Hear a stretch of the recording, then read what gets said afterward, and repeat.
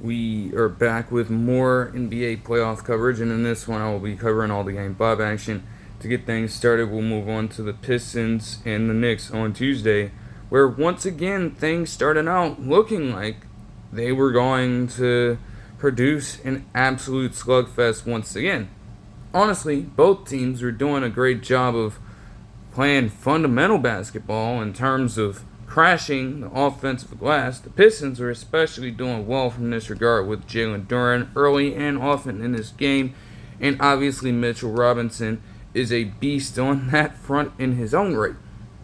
At the same time, neither team could get much jump shots to go, and there was going to be a lot of dependency on role players in this one. Because to be quite honest with you, we look at Cade Cunningham and Jalen Brunson entering this series as the main matchup. Obviously, both of them had been having relatively good series, I guess, if you want to look at just counting stats strictly. But to start out this game, neither of them were shooting efficiently. Jalen Brunson and Cade Cunningham were both struggling offensively, whether it was trying to make shots or even getting themselves in positions where they were just forcing up errant passes and things. That first quarter and even early parts of the second just saw them going through rough stretches of their own. But for, again, the Knicks, you had guys like Josh Hart and OG Anunoby doing enough to keep them at bay initially, but not enough to necessarily create a ton of distance. It was only a 1-point ball game after the first quarter, and even when we enter the second, you have just more of the same here. But what will become truly important for the Pistons is that Tobias Harris, one, find a little bit of an offensive stretch of his own, and also Asar Thompson, though he's not necessarily known as a jump shooter and a scorer, they were able to get him some good looks inside the paint.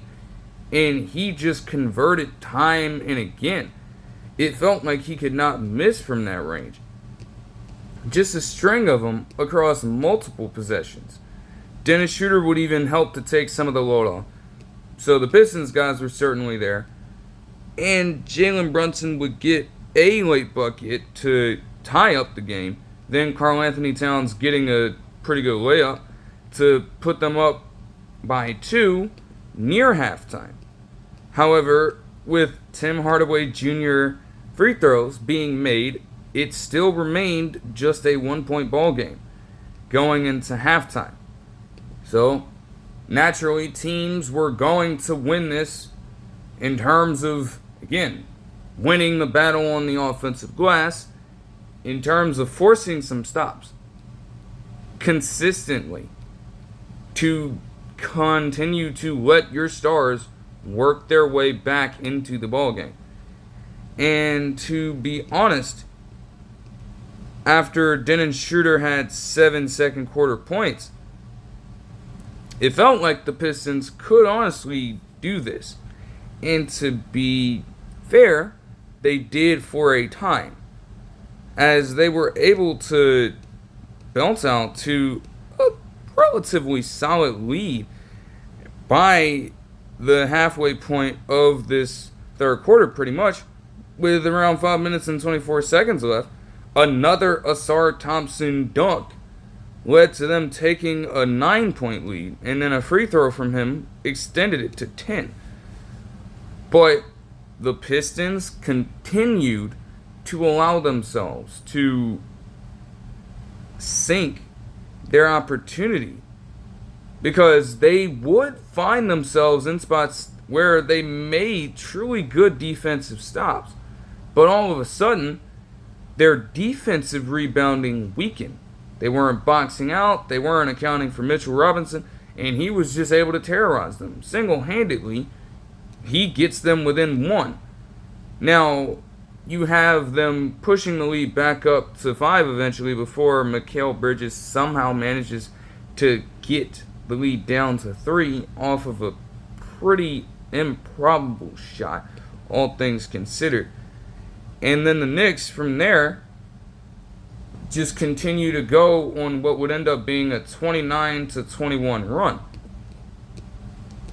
As, again, the teams to start off the fourth quarter were just going back and forth the whole time, truly. As Cade Cunningham, honestly, and Jalen Brunson for a while in this game would have to turn into playmakers rather than scorers. Although Cade Cunningham was able to find some kind of offense eventually, as he would be able to work his way to the free throw line very frequently in the second half, if I do say so myself. Now, the Pistons were facing defeat at numerous points, which would have honestly been crushing, as I've stated numerous times. But again, with their prowess on the offensive glass in this game, it kept them honest. Jalen Duren was able to secure quite a few, even when Cade Cunningham threw up errant shots.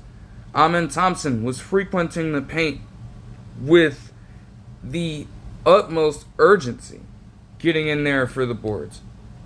Like, they damn near got themselves injured. Like, Jalen Duren and Mitchell Robinson on one play got themselves injured with the amount of willpower it took to just secure a rebound over them. Straight up. Cade Cunningham, once more, while the scoring wasn't there all the way, he was at least able to get them a clutch time bucket down the stretch. And even with being up by 4 with around 27 seconds left in the game, he had a hell of a fucking pass made to Asar Thompson. Literally. It is as contested and as tight of a window as it probably could be. The paint was just loaded, and he managed to thread the needle so damn cleanly that Asar Thompson could get it, put up a reverse layup, and put them up by as much as 6. Dennis Schroeder would have to hit a free throw eventually, but the Knicks would still have a little bit of a chance after back-to-back three-pointers from both Mikal Bridges and then also OG Anunoby. Smartly, though, the Pistons didn't foul, and with a chance to close it out, Cade Cunningham would be fouled. He would make the requisite 2 free throws, and the Knicks would then be fouled on purpose, so as not to get up any attempt for 3 points. Anticlimactically for them, Miles McBride would miss both of his free throws. The first one obviously hurt the most, and the next one would see an intentional miss that they really couldn't make too much out of, because obviously you're looking to score, but you prefer the three-pointer to tie up the game. And you know that the Pistons aren't necessarily going to foul in this position, even if you do try to force contact. So, they don't even manage to get a shot off. The Pistons win and finally overcome all of these damn demons when it comes to these close games in this particular matchup, eking out a 106-103 win. In this game, Tobias Harris would have 17 points, 8 rebounds, 2 steals, and 4 blocks. A terror on the defensive end. Like, he had, 3 in, he was a total monster in this game on the defensive side of the ball. Shockingly enough. All of that was done on 6 of 13, shooting with 3 threes. Yeah, Cade Cunningham with just 6 of 17 shooting wasn't necessarily the best, but again, he was able to get downhill on multiple possessions in the second half and draw contact, which kept the defense honest in some way and opened up just enough passing lanes for him to exploit when he wasn't necessarily getting trapped and blitzed to oblivion. And even with 5 turnovers, at the right times, he adjusted in those situations and got other players involved, logging 24 points, 8 rebounds, and 8 assists with 2 steals. Jalen Duren had 9 points and 14 rebounds with 6 assists as well. A very good all-around game for him on 4 of 8 shooting. Asar Thompson had 22 points in this game and 7 rebounds on 8 of 10 shooting. Also, Yes, he did finish the game with 5 fouls, but for him to be that disciplined to where he didn't foul out and remained out of foul trouble for most of the ball game compared to some of the prior performances in previous games was well needed, and especially with how he was playing in this one, being an interior presence on the offensive side of the ball. Dennis Schroeder also had 14 points and 3 assists, with steal on 6 of 13 shooting as well. As for the Knicks, no player for them had over 20. OG Anunoby led the way with 19 points on 8 of 13 shooting with 3 threes. He also had 8 rebounds and 3 blocks of his own, because that is the kind of two-way player he also is. Karl Anthony Towns and Mikal Bridges had 17 points each. Jalen Brunson also underwent an aggressive struggle bus. 16 points, 7 assists, 4 turnovers, and 4 fouls on 4 of 16 shooting. They did a great job, at least of, obviously he was still able to draw contact at times, but really just being there to affect the shot, not necessarily buying into falling for all of that, worked to their benefit. And it wasn't just with Asar Thompson being on him, even though they could afford it in this game because of how long he was able to play and keep himself disciplined for the most part. They had Tobias Harris on him a few times or so as well. Kay Cunningham got the matchup a few times. Everyone just managed to keep him out of rhythm. And it just messed up the Knicks' entire game plan. They still were able to find a way with the help of Josh Hart and Mitchell Robinson's combined efforts on the glass, as Josh Hart would have 15 points and 7 rebounds, while Mitchell Robinson would have 13 points and 11 boards. Just literally a monster on the glass. What doesn't help the Knicks as well is that, again, akin to how last season went, not only did they get themselves in a situation where they played their starters so damn much over the course of the regular season, but they got themselves in cases in the postseason where they extended these series and as a result forced their players to pick up more wear and tear. And we saw just a bit of that at the end of the game where Josh Hart went down with a brief injury before trying to get himself back into the ball game. And even then, he still wasn't at 100%. So that's going to be something to monitor as they head into the 6th game in Detroit. It killed their momentum last season because you prolonged the series that you probably should have at this point. That's certainly going to have to be monitored, especially on the part of Tom Thibodeau, because at this point, this shit is getting ridiculous. You would think that you do have a roster capable of contending for a championship, and every time it is a matter of attrition and losing that battle that determines your fate. You cannot continue to have it. As for the Pistons, though, given that, as well as the fact that they're going back to Detroit with momentum and a chance to win their first home playoff game in about 18 years or so, that provides extra momentum for them as well. They might be a little more energetic to start things out in the next game, and hopefully they do continue to provide that fight and intensity on defense when it comes to rotations. Continue to stick to shooters like that. I mean, even with those lucky couple of threes late, they still shot just 36% from deep. It's not necessarily the best mark the Knicks could really attain in a game like this. Also, you would hope that their shooters warm up a little bit, because 27.6% from three isn't going to cut it. Still, if you are winning the rebounding battle in that kind of way when it counts, then it's probably fine, I suppose. And also, again, you need to make sure that guys like Asar Thompson and Jalen Duren stay out of foul trouble. Because honestly, those are players when it comes to Duren's combination of size and athleticism, and when it comes to the same thing for Asar Thompson. Those are the guys that you would like to have in there when it comes to being able to box out said players. Because the Knicks, I mean, Jalen Brunson can obviously rebound, but bro, those guys pretty much 2 through 5 literally hunt for them all the time. And they will get them if you do not provide the proper resistance. And those two are the best you've got to offer. Maybe Isaiah Stewart, but I don't necessarily know what his health situation looks like right now. So they need them desperately. Or otherwise, when it comes to that, they might lose that battle and ultimately the game. And you don't want your season to end that way.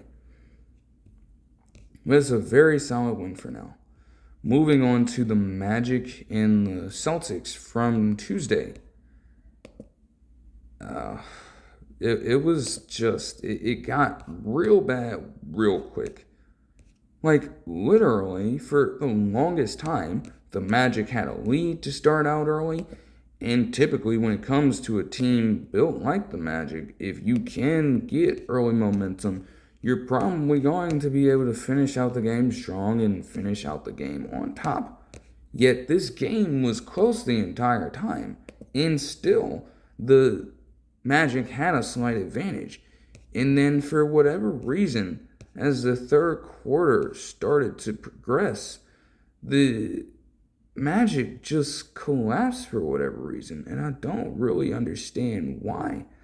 Like, it was literally a 59-58 ball game, and then over the next 6 or so minutes, you would literally have the Celts go on a fucking 24-4 run.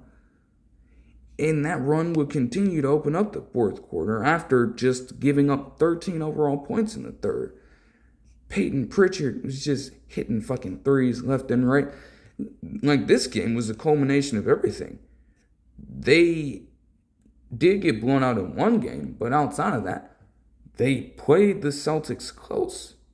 Yet in every single one of the 3 losses that they accrued prior, the same issues kept popping up. They were not sticking to their shooters. They were falling in love with the three-pointer too much, knowing that they are not capable of matching in volume and efficiency with this team. And then at that point, it felt like the Magic just recognized that it was over. The Celtics would win this 120-89. Again, after the game being that close in the third quarter, which is absurd. Jason Tatum would have 35 points, 10 assists, and 8 rebounds on 10 of 16 shooting with 4 threes. Jaylen Brown will have 23 points, 6 rebounds, and 3 assists on 9 of 18 shooting. Sam Hauser had 10. Peyton Pritchard had 10. Al Horford had 9. Luke Kernett somehow had 9 on perfect shooting. Kristaps Porzingis had 9. Derek White didn't even perform the best. He had just 5 points in 31 minutes. I guess it's the quintessential Jason Tatum and Jaylen Brown game. And they got whatever look they wanted, and the Magic couldn't do anything about it. Like, literally. They apparently did not make a single three-pointer in the first half, the Celtics, and yet still managed to go like 13 of 17 in the second half and finish shooting 54.2% from the field on 14 less attempts from the three-point line. Meanwhile, the Magic as a team had the nerve, for some reason, to shoot 38 three-pointers, and they hit just 21.1% of them. They stood no chance. Like, Banchero struggled, 19 points, and 9 rebounds with 6 assists, but on 6 of 15 shooting. Not even remotely efficient. Franz Wagner, 25 points, sure, but he could not hit a three-pointer to save his life. And again, in the series, I didn't necessarily understand that from Franz Wagner, man. That's something you have to work on and build up towards. And yet they are just consistently chucking them up like they are that proficient at making them. You have to find your offensive identity. And that is going to be something that Jamal Mosley, and this team is going to have to figure out over the course of the offseason.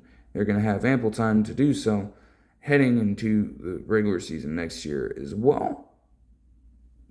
So much time on your hands to do so. It's got to happen, because if they cannot figure it out, they're going to be stuck in this cycle where, offensively, they, compared to the best teams in the league, they're not even going to be able to go toe-to-toe with them. And while, granted, their identity is held mostly in their defense, again, you didn't necessarily have the luxury of having your best defensive lineup out there without having Jalen Suggs there. So it is what it is. You have to adjust to that. And it felt like the Magic did try, but nothing seemed to stick for them in this one. Moving on to the Bucks and Pacers. And like I said, a really good series, in this case, a really good game being put on NBA TV prevented me from watching it, but I was tracking it. And it's safe to say that the Bucks were definitely trying their best to avoid the sweep. I mean, they belted out to a 24-9 lead in the first quarter, and it just continued from there, giving up just 13 points in the first quarter. They had a massive lead to go up by 17 and then by as much as 20 points in the early second quarter, looking like the Bucks could secure themselves a shot at a Game 6. But the Pacers, being the dynamic offense that they can be, stormed all the way back to where this would become just a 6-point ball game at halftime. Both teams would just trade great displays of offense. I mean, this was more team-oriented when you look at what the Pacers were doing in the same way. Some of the Bucks players were stepping up at times. Shooters were hitting. A.J. Green was going stupid. Kevin Porter Jr. actually got some good things to go. And especially when it comes to Gary Trent Jr., he made a name for himself once again. Especially when we get into the fourth quarter, he was trying to put this shit away. He was just sparking up. And again, I'm like, after the 37-point game he had in Game 3, I was like, he's done. There's no way he was going to replicate this again. He was trying to, and alongside Giannis Antetokounmpo, there was a good chance that they were actually going to take this back to Milwaukee and force a Game 6. But the Pacers and Tyrese Halliburton especially had other plans. He would go off for 6 straight points with a layup, a couple of free throws, and then also with 10 seconds to go, a driving dunk to tie up the ball game, forcing the Bucks to have the last shot where, obviously Giannis, being the great player he is, would try to put it on his shoulders, but his fadeaway jumper missed, and they would have overtime in Gainbridge Fieldhouse, where Gary Trent Jr. continued to try to put the game away. He could not miss. He could not be stopped. They would go up, even after a few buckets by Aaron Nesmith here, with another Gary Trent 3. They would go up by 4, and then subsequent Bucks possessions would put them up by 7 with 40 seconds left in overtime. But then the chaos would ensue immediately after an A.J. Green missed free throw. Gary Trent Jr. being as unstoppable as he was, and that team seemingly clicking so well, you would not think that there was any chance that the Pacers could necessarily make anything happen. It would take something so incredibly improbable going down for them to lose. Well, about that, Andrew Nembhard would start out by making a damn three-pointer, uncontested, from the logo to bring the game within 4. Within just a few seconds, the Bucks had no choice but to call one of their timeouts because of how the coverage was on the inbound pass. They advanced the ball up the court, and Pacers do a great job of masking their defensive coverage to where Gary Trent Jr. is getting double teamed, has no choice for whatever reason to jump pass, and it's stolen by none other than Andrew Nembhard crashing in from backcourt, giving the Pacers the ball back, hands it off to Tyrese Halliburton on the ensuing possession, and he takes on A.J. Green as he's licking his chops, drives straight to the rim, draws a foul, and 1. Bringing the game within 1. Now you're thinking that all the Bucks have to do is just get the ball in bounds and just close the game out. And to be honest, they do, but at what cost? They're pushing the ball around, and it ends up in Gary Trent Jr.'s hands until the basketball doesn't, because he literally gets his hands on it.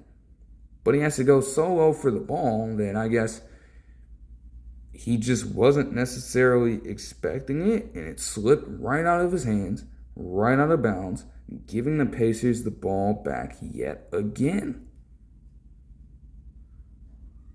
Now the Bucks are truly feeling the heat. However many fans in Gainbridge Fieldhouse cheering on their team right now, providing a full element of home court advantage, trying to get their players a chance to finish out this game and, by and large, the series. And with a few seconds left, Tyrese Halliburton gets himself in a pick and roll call. He gets switched onto by none other than Giannis.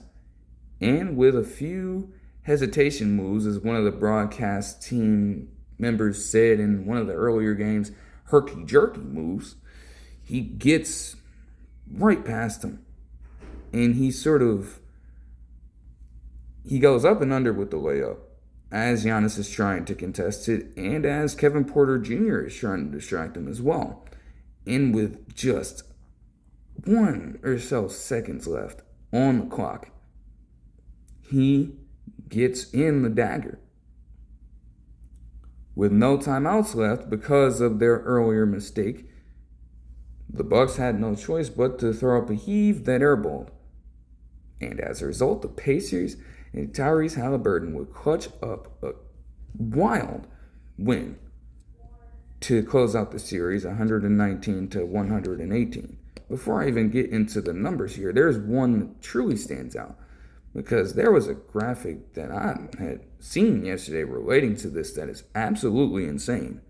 To understand just how improbable this is, there had been prior to this 1,609 instances where teams had trailed by more than 7 points within the final 40 seconds of the fourth quarter or overtime since the shot clock era, which is designated as starting in the 1997 season. You want to know how many of those teams won their ball games? 0. So with that win on Tuesday, the Pacers became the first team and notched the first successful try in 1,610 instances over 28 fucking years in being able to come back from a 7-point deficit with just 40 seconds left to go in overtime. Absurd stuff. And again, it's not necessarily like it's an easy thing to do. It's not all on the Pacers being able to pull it off, although they ultimately did, and it's not all on the volition of the Bucks. There are so many things that have to line up perfectly for that to happen, and all of those things checked off completely, and they pulled it off. To get into the numbers, though, I guess we'll start out with the Bucks. You can't say that players didn't try. I mean, Gary Trent Jr. with his second damn 30-point performance in the game. And not to mention, too, he had 5 rebounds and 5 steals. He shot 12 of 25 from the field. He made 8 threes on 17 attempts. He was a flamethrower in the ball game. Again, like I said, couldn't necessarily be stopped. He was hitting all night long. Little did he end up realizing, though, that the only person in that arena who could stop him was himself at the very end of the game. AJ Green had 19 points on relatively good shooting with 6 threes. Bobby Portis had a pretty bloated shot diet, shooting just 6 of 18 for 14 points. But he did notch a double-double. Giannis, though, another game that saw him put up 30, 20, and 10 with 30 points, 20 rebounds, and 13 assists. Truly just taking it back to his days when he played point guard for the team because of how lanky he was at that time. And he shot 9 of 17 from the field. Now, granted, again, free throws are always going to be a struggle for him. But he did still end up making 11 overall in the night, and he even hit a 3 early in the ball game. If only that were more consistent, I guess. But again, they went down without a fight. Truly, though, again, with everything lining up the way it did, with them not even having Chris Middleton to truly rely on anymore, and then feeling the need to move on from him because of his inavailability, then losing Damian Lillard in back-to-back postseasons for a great portion of the series, and now potentially for the Bucks, a great portion of the next regular season, depending on what his decision is when it comes to continuing to play. It just did not feel like they were going to necessarily get the job done, even if they extended the series. But again, it just sucks for a person like Giannis, who is so great, that you want to see him continue to play in the playoffs and advance into higher levels of competition with higher stakes. And they will not get that chance this year, like they haven't over the past 3. And also, you have to mention them getting eliminated in the second round of the 2022 playoffs against the Celtics. So it's just, man, it's been rough for them for a while. As for the Pacers, though, again, even with all of those negative factors playing into the Bucks' demise, the Pacers still had to go out and play the team in front of them. And they battled their asses off against them. And you have to give them credit for that. That run last season was no fluke. This team is legitimate. Tyrese Halliburton is not the most overrated player in the league. Man puts it upon himself to single-handedly win the ball game while putting up 26 points, 9 assists, 5 rebounds, 3 steals, and 3 blocks, all on just a single turnover. Like, what the hell are we talking about? Now, Pascal Siakam had a very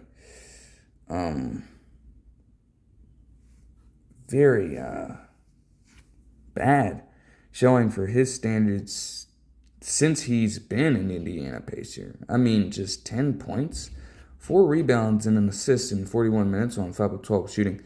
Nowhere near up to par with where he typically performs. But again, they still ended up doing just fine in this one. TJ McConnell naturally coming off the bench doing what he does with 18 points on 7 of 11 shooting. Andrew Nembhard had 15 on 5 of 14 shooting. Aaron Nesmith had 19 points. And Miles Turner had 21 points on 5 of 11 shooting with 3 3-pointers, as well as 9 rebounds. They will be facing off against, I believe, hold on. Because I think I had my stuff wrong. They're facing off against the Pacers. What? They're facing off against the Cavs. I don't know why I was thinking in other videos that they were going to face off against a better team, or like the Cavs in this case. I thought that they were going to be facing off against the Celtics this damn early. That's a bit naive. But that still should be a very good matchup, given how some of their games have gone this season as well. Even when we account for how the bench players played against each other in the final game of the fucking season. So that could be pretty exciting, if I do say so myself. But, they're going to have to figure out how to truly execute coverage on that team. Because honestly, no matter how you play the Cavs, it feels as though, given how they operate, there could be a few mismatches that the Cavs could exploit at any given moment. So they have to get that kind of game plan hashed out beforehand, prior to entering that series. And then for all the games on Tuesday, moving on to the Nuggets and Clippers. When you really boil it down to one core concept, in games past, Kawhi Leonard had been a problem for the Clippers, in terms of just being so damn unstoppable that the Nuggets couldn't even fathom doing anything against him, throwing any kind of coverage against him. He would overcome it. Jokic has had multiple games this series where he looked like that. But we had yet to see a Jamal Murray game in this playoff run. And as soon as the action got started, we were on pace to have that on this night. Everything was clicking for the Nuggets offense to start off this game, as they would get themselves out to a 12-point lead by the end of the first quarter. Jamal Murray just hitting three-pointer after three-pointer and just really putting on a full display of great shot making. Had 10 points in the first quarter alone. And what would really be a testament to what the Clippers were doing as well is that, the Ben Simmons assignment on Nikola Jokic, to an extent, was actually working. As long as he kept himself out of, fouling, away from, truly fouling him and getting his hands on him in an illegal way,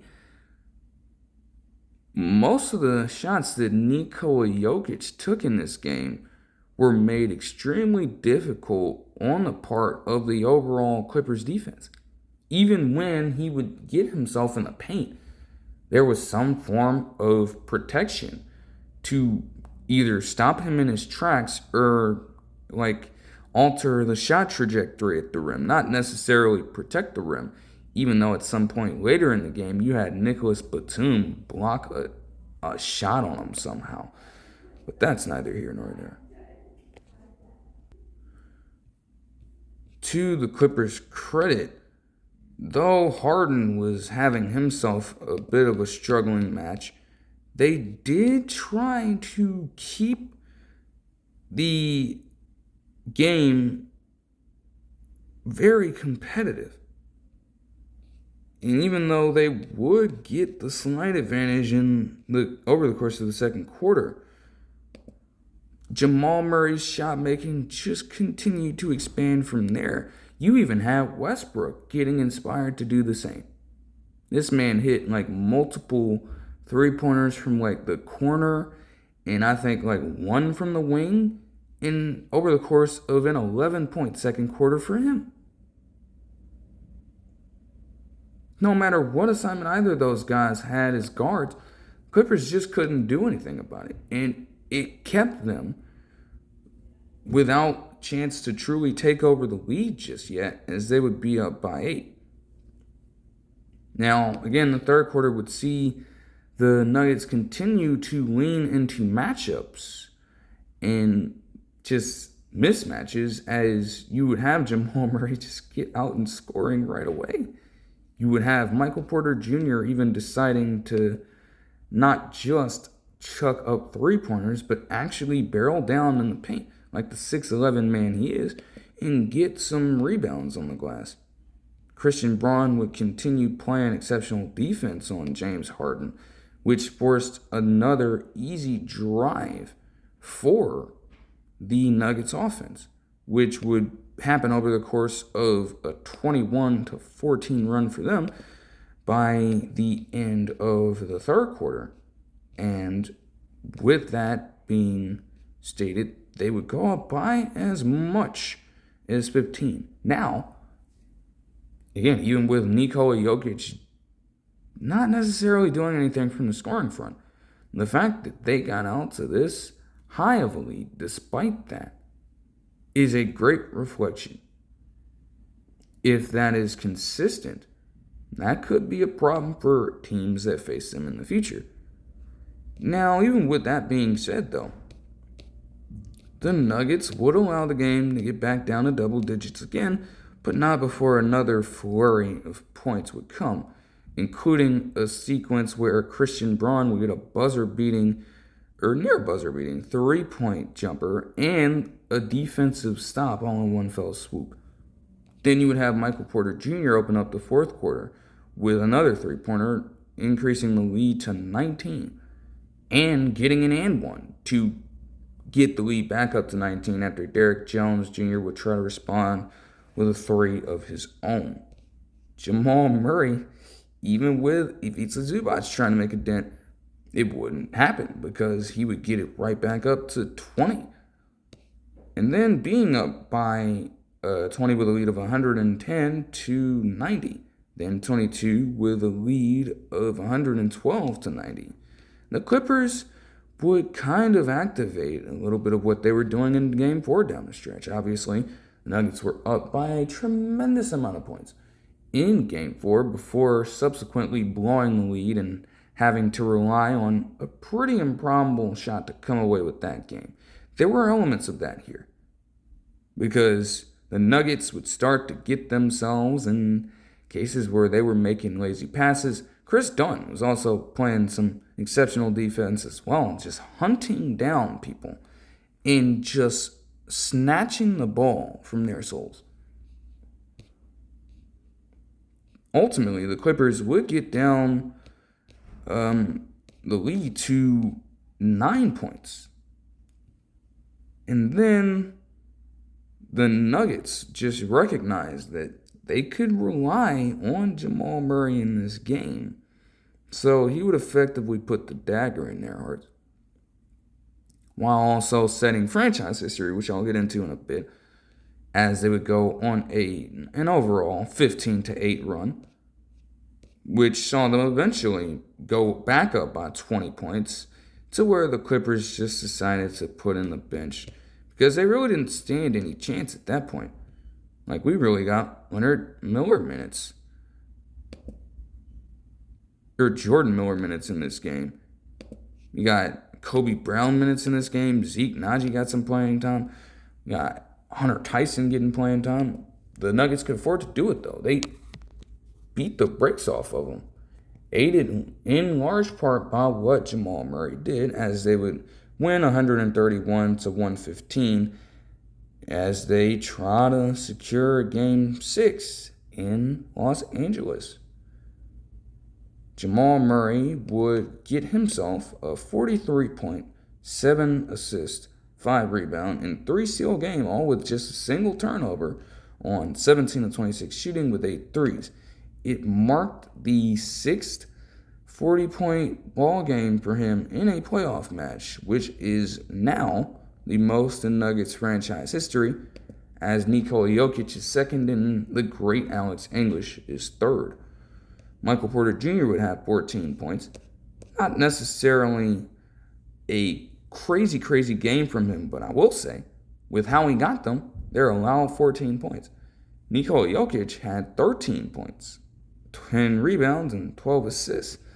4 of 13 shooting. Again, they were able to affect a good portion of their shots, which is honestly all you can ask for. But at the same time, you can attribute that to Jokic getting some close misses as well. There's a good chance that he will be just fine for the next game when it comes to scoring. Certainly. Aaron Gordon would get 23 points on 7 of 11 shooting. Russell Westbrook off the bench would have 21 points, 1 assist, and 1 rebound on 8 of 15 shooting with 3 threes. And Christian Braun would have 11 points and 12 rebounds, a career high for him. As for the Clippers, Ivica Zubac would actually lead the way for them in this one. 27 points, 5 rebounds is low, but he shot 11 of 15 from the field. Kawhi Leonard had 20 points on 8 of 15 shooting with 11 assists and 9 rebounds, along with 2 blocks of his own. Chris Dunn, though he's not necessarily known as a crazy elite jump shooter, they've dared him to shoot wide open shots in this series, and he made them pay just a little bit in this one, even with it not necessarily having too much of an effect on this game. But 15 points on 86% shooting is not necessarily anything to scoff at, along with making 3 threes of his own. Bogdan Bogdanovic got himself in foul trouble, but did eventually contribute 18 points off the bench with 5 assists on 5 of 11 shooting, along with 4 threes. Norm Powell struggled, 12 points on 5 of 12 shooting, and 4 rebounds with 3 assists as well. I mean, again, Ben Simmons, a fair amount of minutes early on, and it helped to get Jokic out of rhythm, but again, just 5 minutes and virtually nothing else to show for it. Then you have Nicholas Batum in 21 minutes. Again, he provided good overall defense, but again, another individual not putting up a single point in a ball game. It makes no sense. And especially for a person who had been getting away with making some 3-pointers in this series. You would expect Batum to keep that going, but they could not get any effort from there in this one. And ultimately, the Nuggets, again, once more, had the advantage where the Clippers would like to win the ball game at. They had more volume in their 3-pointers. They made 6 more, which made up the difference essentially, and they shot 51.5% from there, while shooting better from the field overall. Everything else was kind of even, aside from points in the paint. They had nearly the same amount of points in transition. They had nearly the same amount of turnovers, which, again, when you look at it overall, relatively clean ball game for both teams, but especially with them coming in bunches. For the Clippers, it got them completely dog-walked early on. And then intensity on the glass was basically the same, with them logging the same amount of rebounds and personal fouls for that matter. It came down to that battle, and the Nuggets had the full-on advantage there. Again, will that be retained for the next game? That remains to be seen. But if they can manage to get it done, and again, you also have Nikola Jokic getting his stride back, there's a good chance that they could be in position to close out. Moving on to the Timberwolves and the Lakers on Wednesday. And to be honest, to start out the game, the Timberwolves honestly approached this much differently than any other one, because their shooting was still not back on track compared to how it was in games past. But where they succeeded at the most was being able to work their way inside the paint, get physical buckets down there, secure offensive rebounds early and often, and then open up room to make a few three-pointers over the course of this time, eventually getting out to a 21-9 lead in the first quarter. This was for a variety of reasons. To start out this thing, and it was consistent for a while. It's not even that the Lakers just weren't trying to extend the series, but some of the mistakes that they were making, whether it be turnovers, whether it be, rotations, whether it be setting up the game plan, it felt like they just did not have that extra level of energy they would need. Yes, obviously, with them, the starting five, playing the most minutes out of any particular unit in the postseason so far, I can't necessarily be surprised that that carried over. They understood that this was a potential elimination game, that they needed to try absolutely hard to get the job done.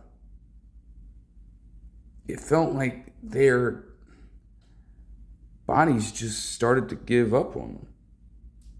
Their minds were telling them, yeah, you have to go all for this game. We have to do everything correctly. We have to be detailed with all of our specific tendencies and game plans down to the T.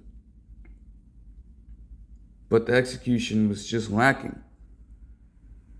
And it got themselves in an early hole here. Also, their defense just continued to crumble.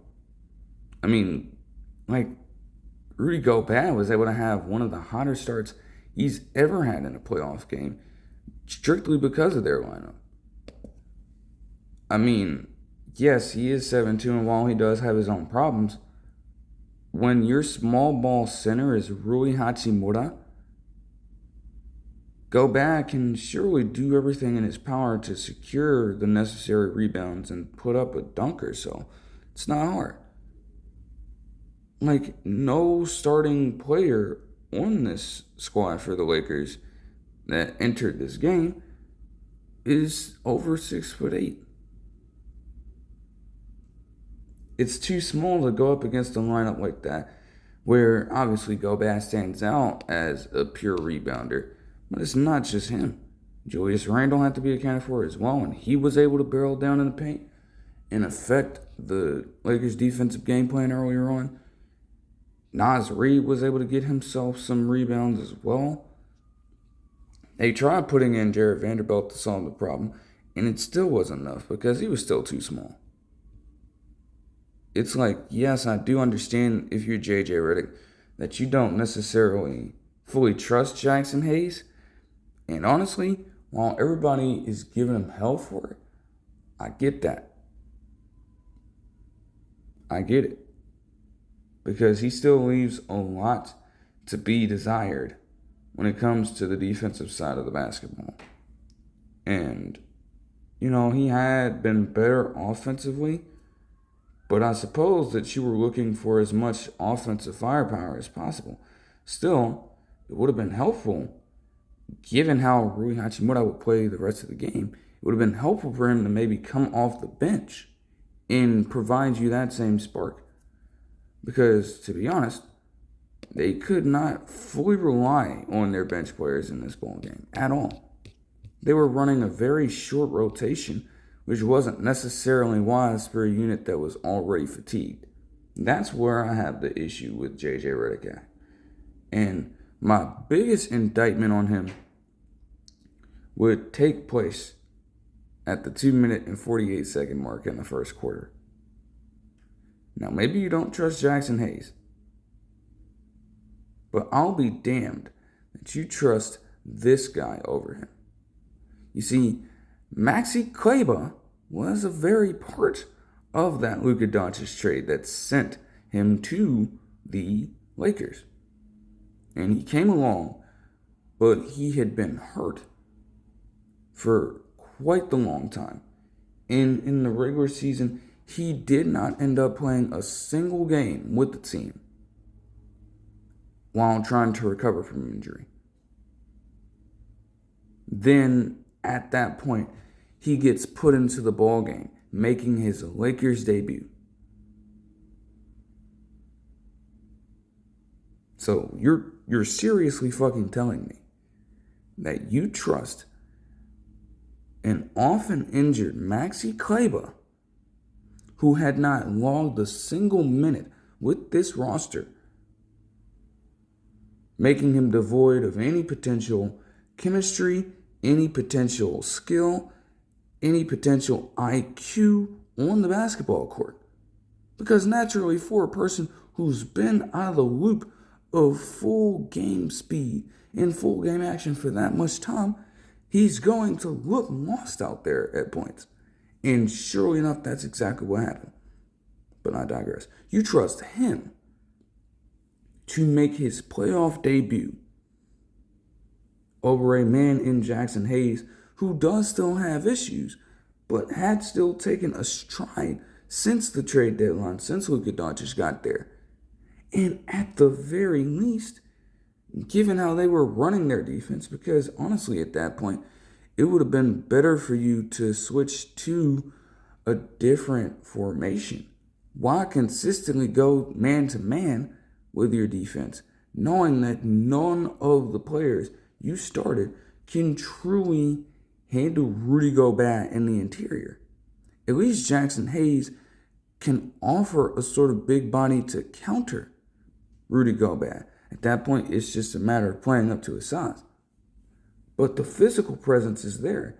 And at the very least, on a few of those attempts, it could potentially scare Gobert off. Of course, he's just going to naturally be a force and be on the offensive, willing to attack when that kind of physical resistance is not there. So I don't know what the hell JJ Redick was thinking here. And of course, Maxi Kleber got himself in foul trouble early on. And he did not have much of an impact, sitting down within just 5 minutes. So I did not understand that. The second quarter would see more of the same, as the Lakers would, again, just continue to make lazy passes. And luckily for them, again, Hachimura, as I alluded to, he was hitting shots all night long. But no one else could truly seem to generate enough offense consistently for them to be a threat. Austin Reeves was struggling, missing a good amount of his shots. And so was LeBron, for that matter, though he was getting to the free throw line. But the Timberwolves, again, even if the Lakers were trying, it just appeared as though the Timberwolves wanted it more. They would go up by 10 at halftime after back-to-back buckets from DiVincenzo and Alexander Walker here. That's honestly how it felt to me. Like, yeah, they were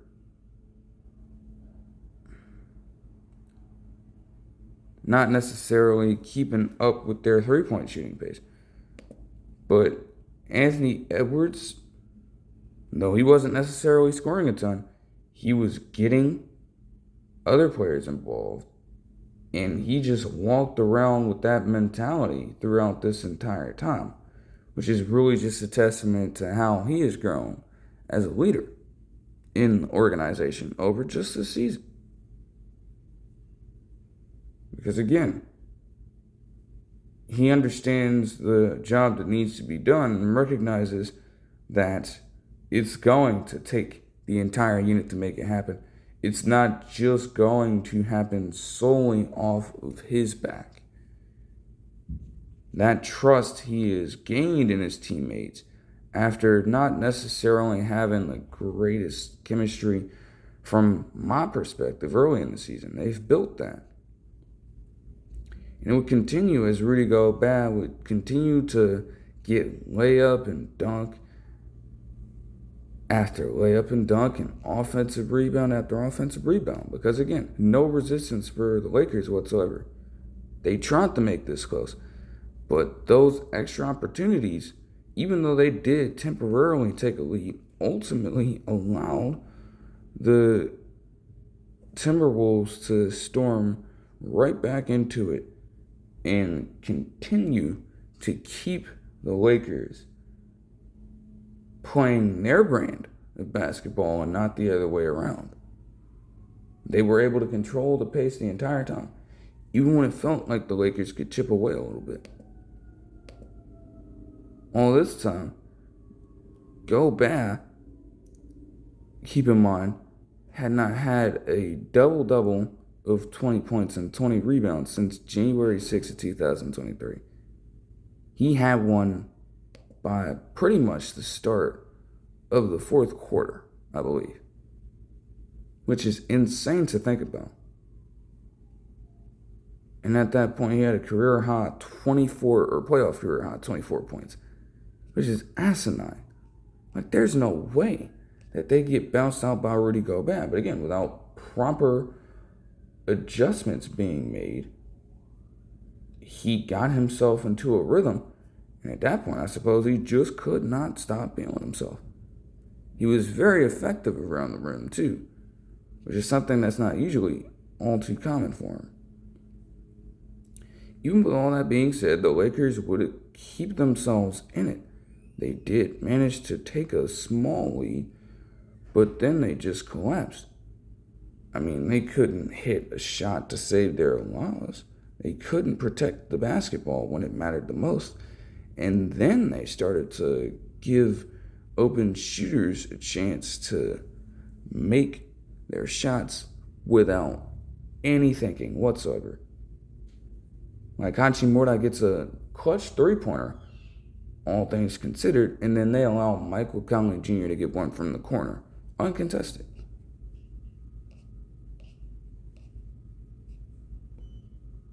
Pretty much after that, you get in a situation where Gabe Vincent just chooses to shoot the ball so damn early in the shot clock instead of looking for a better one to take. And he missed it. They had no choice but to foul. Julius Randle would sink a couple of free throws. And then they would get another one on the board from Julius Randle before the game was over, as the Timberwolves would clinch the series in 5, shockingly enough to all the Lakers fans around the world, winning 103-96. In a game that only saw Anthony Edwards put up 15 points. But he had 11 rebounds, he had 8 assists, and he had 3 steals while not turning the ball over a single time. That aspect of the defensive game plan didn't necessarily change. They were going to continue double teaming Anthony Edwards as best as they could.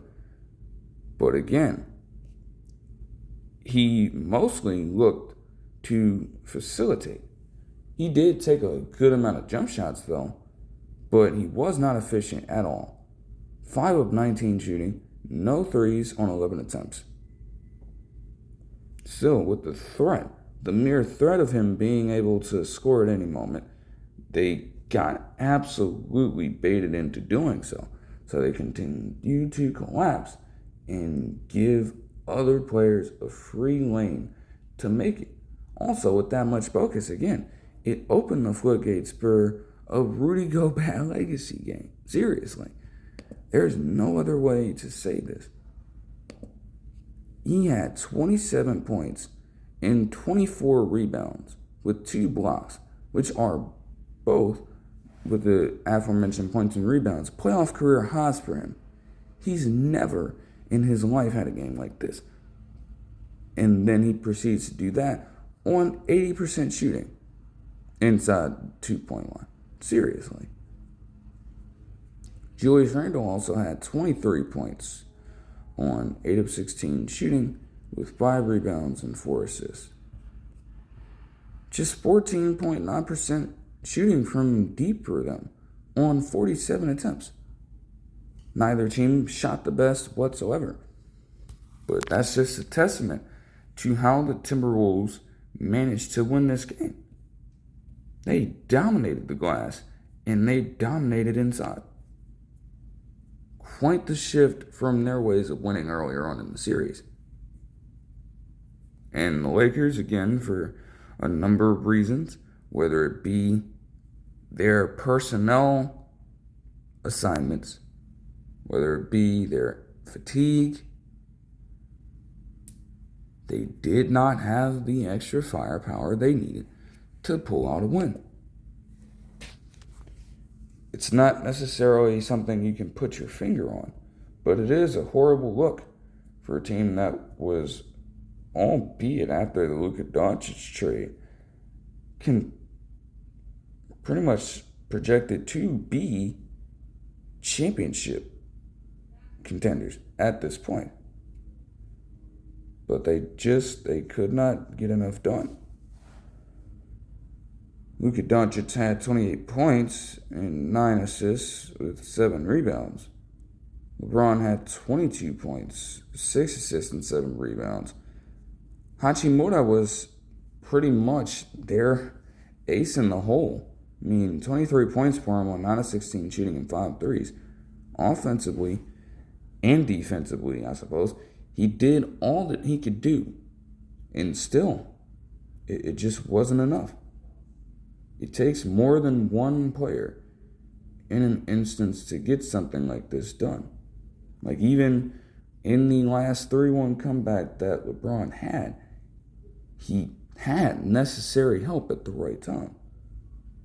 It feels like the entirety of the team didn't necessarily provide that all that much. You would have wondered from Austin Reeves, but he had 6 turnovers, 12 points, 5 rebounds, and 2 assists on 5 of 14 shooting with just 2 threes. And outside of one Dorian Finney-Smith 3 to eventually take the lead, he didn't provide much for them. He fouled out of the game as well, forcing their hand completely.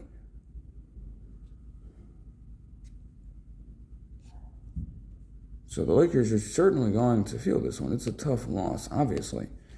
And obviously, with that comes the annual LeBron exit interview where he hints at potential retirement and is very vague in his statement. Of course, that will have to be monitored over the course of the next few months. And we'll see if anything is different. But again, in years past, the kind of results of that have generally been the same. Sure, he'll hint at it. I think that's pretty natural. But most every time, he decides to give everything another shot. So, we'll see if that's consistent. As for the Timberwolves, though, you gotta credit them. They're a young, hungry team led by a young, hungry player in Anthony Edwards, who has now knocked out in this particular playoff so far 2 of the great ones in the league. One who is considered one of the 2 best to ever do it, and the other on the track for a Hall of Fame spot. If he can keep this kind of production consistent throughout the rest of his career. So we'll see who the Timberwolves draw. I guess I should have gotten in this game earlier. But honestly, moving on to Rockets and Warriors. I was not in there for the first portion. The Warriors would go up with an 8-5 lead. And let's just say that every single thing that happened after that was it was chaos. They would go on an overall 56-34 run, the Rockets being, as they moved on to the end of the first half here. They couldn't miss a shot. Fred VanVleet was in rhythm. They had Dylan Brooks hitting three-point jumpers, and Alperen Sengun was just being a great distributor of the basketball overall. Over the course of this first half, he logged his career high assists in either half with 8. And it really just set the tone for this game. The Warriors could not stick to open shooters. Everybody in the rotation seemed as though they could hit a three if given the proper space. They were held to just 24 points, and the Rockets would eventually take a 30-point lead with 7 minutes and 2 seconds left to go in the second quarter. It did not help as well that some of the same mistakes from past Warriors games crept up once more when it came to turnovers, just burying chances for potential momentum, even with a few responses. And the defense as well for the Rockets, you have to get credit to. Whether it was on ball, whether it was accounting for other movements away from the specific play, they were there. Like, there were literally so many sequences where they're trying to do everything in their power to get certain players open. It can be screens, it can be rub plays, whatever. They have just a sliver of space, and it's not enough to make a play, so they have to keep swinging the ball around. But the Rockets are too fast, too athletic, and they sprint right over to their necessary spots in time, forcing up either errant shot attempts or turnovers, with shot clock violations added in there as well. It was just chaos, as the starters would have their second lowest output in a playoff game, with the lowest output by starters for the Warriors organization coming in the game 3 that saw game 2 that saw Jimmy Butler III go down. But the Rockets literally could not have had a hotter start. 76 points for them was the most in franchise history for them, I believe.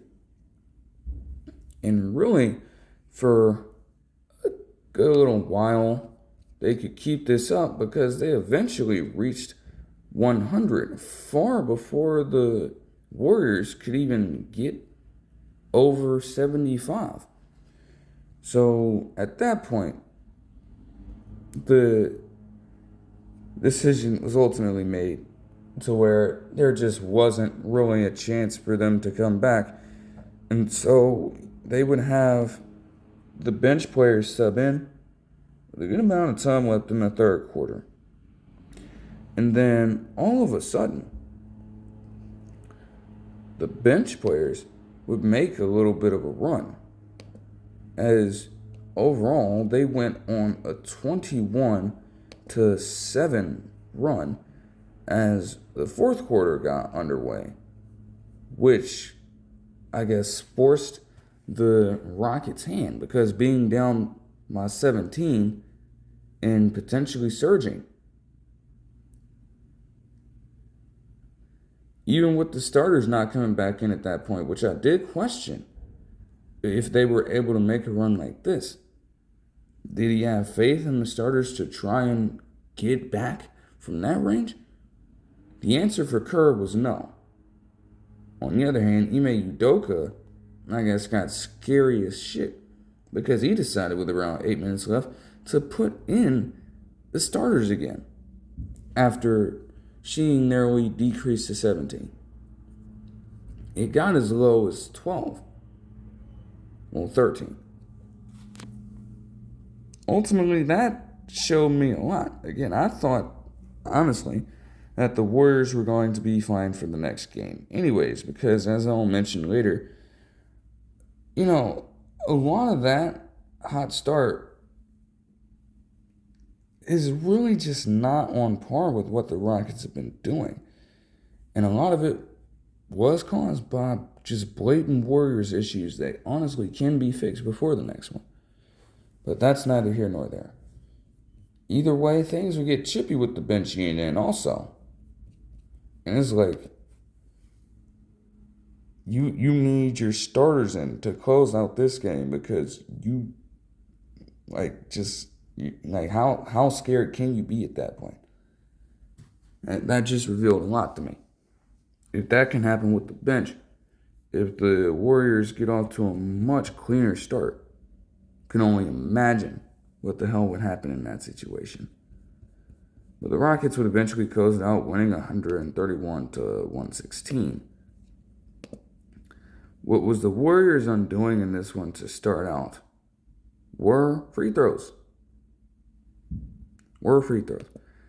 Early on, they could not play defense without fouling. Absolutely no one.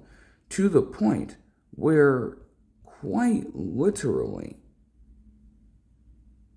in just the very first few minutes of the game, the Rockets were already in the bonus. And even after they were in the bonus, the Warriors could not stop fouling their shooters because of just late closeouts and, in some cases, good bait from Rockets players. That just put the Warriors behind the 8 ball immediately. And the lead at that point, the deficit was already massive before they just started compounding different mistakes on top of each other. Literally, the Rockets ended up having 13 free throws in just the first quarter alone and finished with making 32 of their 38 attempts. For context, they had 16 more attempts than the Warriors at the line and 17 more makes, damn near making up the 15-point margin of victory the Rockets had. That's what it literally came down to. The offensive rebounding thing wasn't even necessarily in play. It was timely for them, but that wasn't even the core reason why they ended up losing. Because as inflated as this could be a little bit due to garbage time, the Warriors ended up with 17 more offensive rebounds and 10 more total ones. So that wasn't the issue here. It all came down to defense. And offensively, it did not help that the starters struggled so early on. That set the tone for how the rest of the game was going to be. But again, the Rockets' defense has to be credited here. That can't be denied. Anytime you can hold a unit to just 40 points, and Stephen Curry did end up with 13, but on very horrible shooting for his standards. Jimmy Butler III didn't even reach double digits, and Buddy Hield was held to just 4 points. The leading scorer for the Warriors was Moses Moody off the bench with 25 points, 9 rebounds, and 2 assists with 2 steals on 9 of 18 shooting. And then you had Kevin Knox II with 14. When are you ever going to see a game where Kevin Knox II scores more than Stephen Curry again? It's just not going to happen. And then Pat Spencer, again, though a lot of this came in garbage time, you got to appreciate the minutes that he has gotten in this series. He ended up with 11. As for the Rockets, most of their shots, again, in terms of not necessarily having to rely on offensive rebounds like that, most of their shots were just straight up. Now, granted, given that a lot of them were open, it didn't take a lot for them to have them go in. But the fact of the matter is they shot 25 less field goal attempts and made 55.1% of their shots, which is a very high mark for them when you look at how they've done over the season. They also shot 43.3% from 3, which is also a very high mark for them. Even Amen Thompson had himself a 3. And in terms of his game, he had 25 points, 6 rebounds, 3 assists, 5 steals, and 3 blocks, making him the first player since Charles Barkley for the franchise to have at least 25 points, 5 rebounds, and 3 blocks in a playoff game. Fred VanVleet led the way with 26 points on 8 of 13 shooting with 4 threes. Dylan Brooks had 24 points on 7 of 13 shooting. Yeah, right, dude. That's never happening again. Brandon Changan had 15 points, 9 rebounds, and 9 assists with 2 steals and 2 blocks on 6 of 9 shooting. Jalen Green, again, not a great game from him, but albeit when everyone else is generating offense like that, I suppose that you don't even necessarily have to worry about it.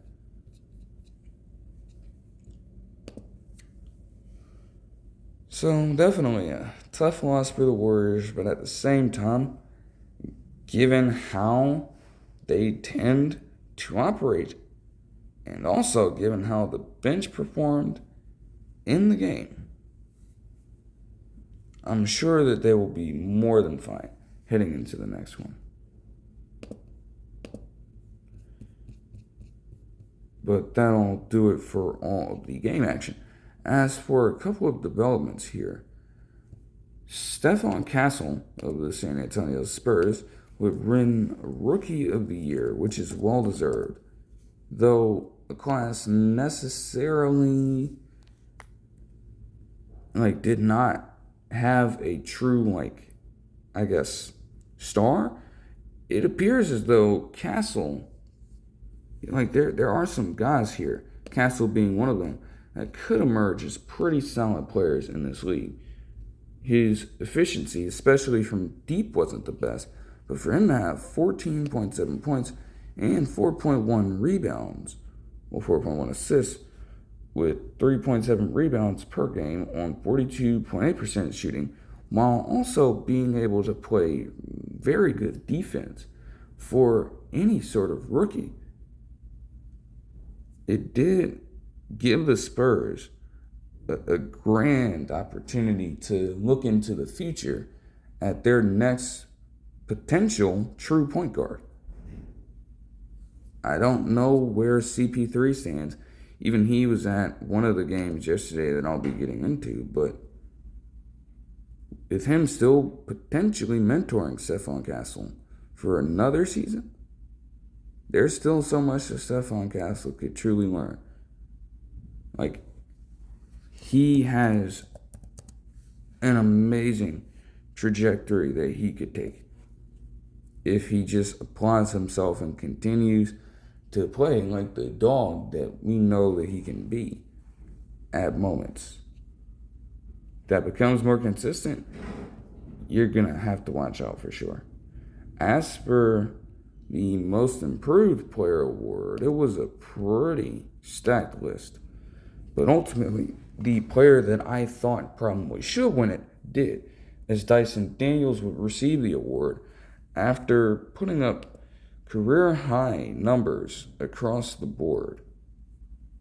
14.1 points, a damn 8.3 point jump from last season, which is probably one of the larger jumps for any player in the league overall. He had 3 steals per game, which led the league, career highs in assists and rebounding and efficiency from the field, with 49% shooting from the field and 34% shooting from deep. Now, naturally, his offense is still going to have to take strides, and we're going to have to see how much more consistent that could be when a person like Jalen Johnson comes back, even with him being the starting shooting guard. Because I do believe with the way that Jalen Johnson plays sometimes as a point forward, some of that attention could be taken off of Daniels, which could do a number of things. It could restrict his play, or it could open up even more opportunities for him. But if he can continue being that two-way presence, he will find himself in good standing when it comes to any destination in the league.